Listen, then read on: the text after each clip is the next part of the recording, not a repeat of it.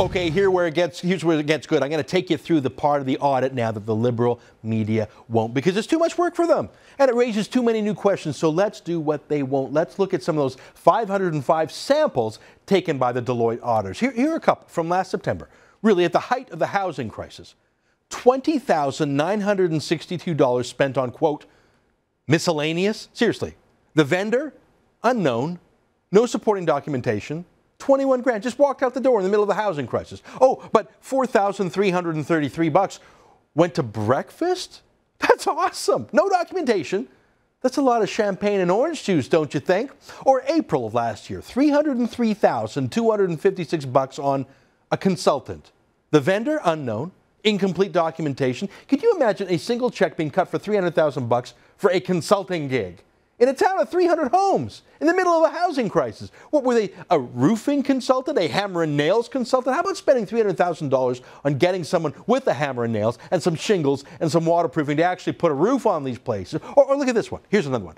An employment contract for $225,534. The vendor, unknown. Supporting documentation, zero.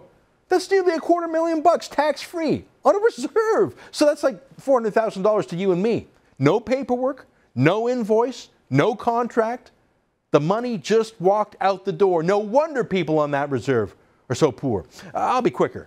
Here's something called, quote, other purchases, $87,000. Auditor's conclusion, the occurrence was questionable. Did it even happen? That's what they're asking. 69 grand for legal fees. Unknown vendor, no supporting documentation. Was it banned business, or who knows? Maybe somebody's divorced, maybe a sexual harassment claim, who knows? Or maybe something completely unrelated to anything at all. We don't know. The auditors could not find out. All we know is the band money paid for it.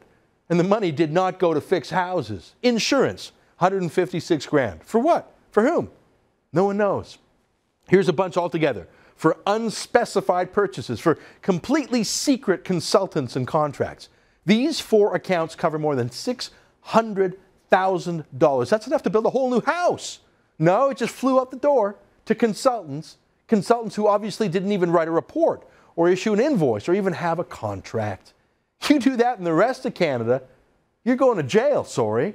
Here's one for $1.1 million to purchase buildings. But hang on. The band already owns all the buildings up there, doesn't it?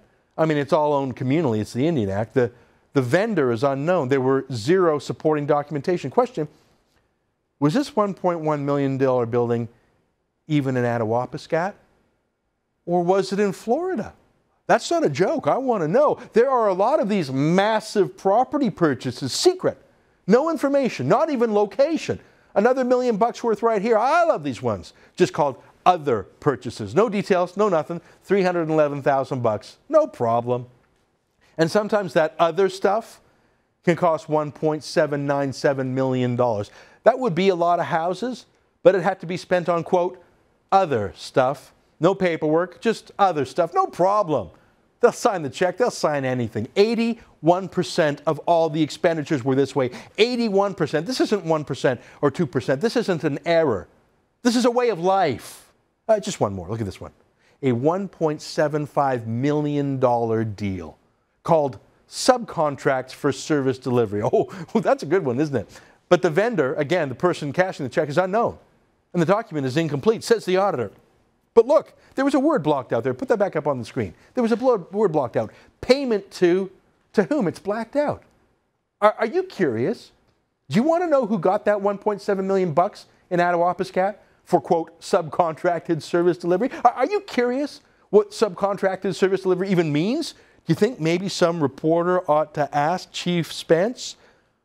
Or maybe you think the RCMP should? I think so. But the media party doesn't. Look, on Friday, Stephen Harper is going to meet with a delegation of Indian chiefs led by Assembly of First Nations Grand Chief Sean Atleo. Atleo's in charge of the guest list. He's the one choosing the chiefs who will be at the meeting with the PM. Do you think Sean Atleo should invite Chief Teresa Spence to this meeting? Put aside the fact that she's not the Grand Chief. She's pushing Atleo out of the way politically and morally, but put that aside for now. How about the fact that this damning audit is out there right now? What are the chances that Teresa Spence, her boyfriend, or others on this Indian Reserves elite, the Indian industry, the millionaires up there, the one percenters up there, what are the chances that some of them will be under criminal investigation for what this audit has shown? Does Sean Atleo want to go to a meeting with the boss of a band under such an audit cloud? Does Stephen Harper want to? This audit isn't the end of the story in Attawapiskat. It's the beginning of a new chapter, and you know that if the names involved were Italian names from the Montreal construction industry or French-Canadian names from the Montreal ad industry, instead of Indian names from Attawapiskat, there would be resignations and criminal charges flying. You know that. Do you love Indians? Well, if you do you care about the poor in Attawapiskat? The people who didn't get all that money? If you do, it's time to choose corrupt chiefs and their 1% of friends, or the suffering 99% in the leaky houses. I'm with the people. The media party are with the chiefs. So which side is our Prime Minister on?